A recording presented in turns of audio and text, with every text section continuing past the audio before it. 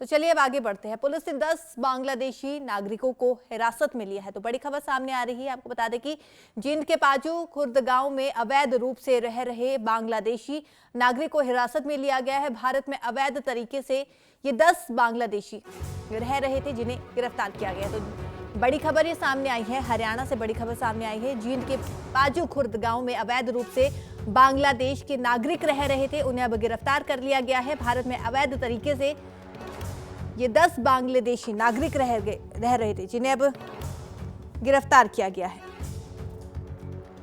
Police ने आपको बता दें कि 10 बांग्लादेशी नागरिकों को हिरासत में लिया है। पूछताछ इनसे लगातार की जा रही है। तो तस्वीरें आप देख सकते हैं, हरियाणा की जींद से ये तस्वीरें सामने आई है। काफी समय से आपको बता दें कि अवैध तरीके से ये भारत में रह रहे थे। हरियाणा की जींद से इन्हें गिरफ्तार किया गया है। पुलिस को लंबे समय से ऐसे नागरिकों की तलाश थी जो अवैध तरीके से भारत में रह रहे हैं, और हाल ही में ये बड़ा मामला सामने आया है। जींद के पाजू खुर्द गांव में अवैध रूप से ये बांग्लादेश के नागरिक रह रहे थे। फिलहाल ये पुलिस की हिरासत में है, पूछताछ इनसे की जा रही है। बताया जा रहा है कि अवैध तरीके से काफी समय से ये 10 बांग्लादेशी नागरिक भारत में रह रहे थे। तो तस्वीरें आप देख सकते हैं, तस्वीरें जींद से सामने आई हैं।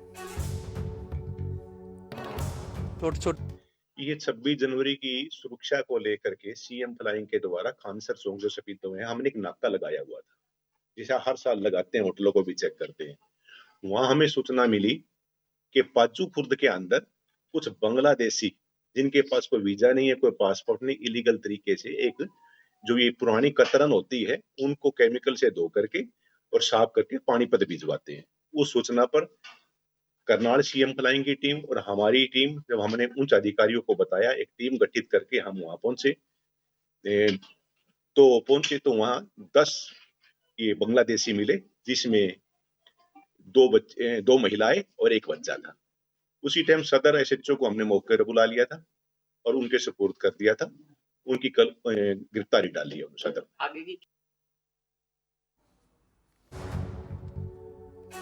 तो बड़ी खबर ये सामने आई है। आपको बता दें कि अवैध तरीके से ये 10 बांग्लादेशी नागरिक भारत में रह रहे थे काफी समय से। जैसे कि हमने आपको बताया, पुलिस को इनकी तलाश थी, और ये भी अंदाजा लगाया जा रहा है कि इनके अलावा भी कई ऐसे नागरिक हैं जो अवैध तरीके से भारत में रह रहे हैं। इनकी तलाश भी लगातार पुलिस को है।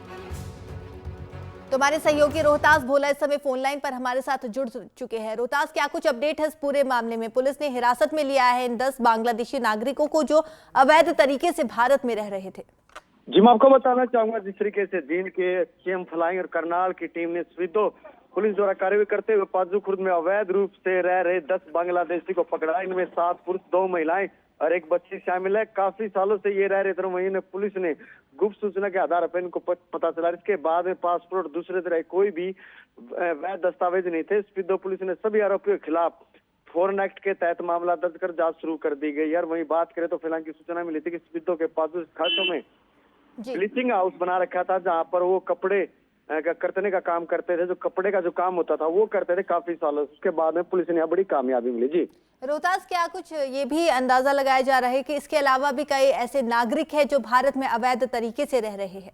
जी, मैं आपको बताना चाहूंगा, जिस तरीके से ये जो सीएम फ्लाइंग ने जो बांग्लादेशी को पकड़ा, काफी संख्या में लोग रह रहे हैं, जहाँ पर गुप्त सूचना के आधार पर यहाँ छापामारी करी गई। तो सीएम फ्लाइंग ने 26 जनवरी को तैयारी को लेकर नाका लगाया गया था। सूचना मिली थी कि कुछ बांग्लादेशी अवैध रूप से रहते थे, जो हमने करनाल सीएम फ्लाइंग और जींद सीएम फ्लाइंग ने गठन करते हुए मौके पर जाकर रेड की। यहाँ काम कर रहे मजदूरों के दस्तावेज मांगे तो भारतीय न होने का कोई प्रमाण नहीं था। पूछताछ में उनकी पहचान बांग्लादेशी के रूप में है, जो पर यहाँ पर ठेकेदार काम कर रहा है। साथ के साथ दूसरे देश बांग्लादेश के जो नागरिक थे उनसे भी बातचीत रहती थी उनकी। जी, शुक्रिया तमाम जानकारी के लिए। तो रोहतास ने हमें बताया कि अवैध तरीके से काफी समय से, काफी सालों से यहाँ पर रह रहे थे, और पुलिस को गुप्त सूचना मिली थी।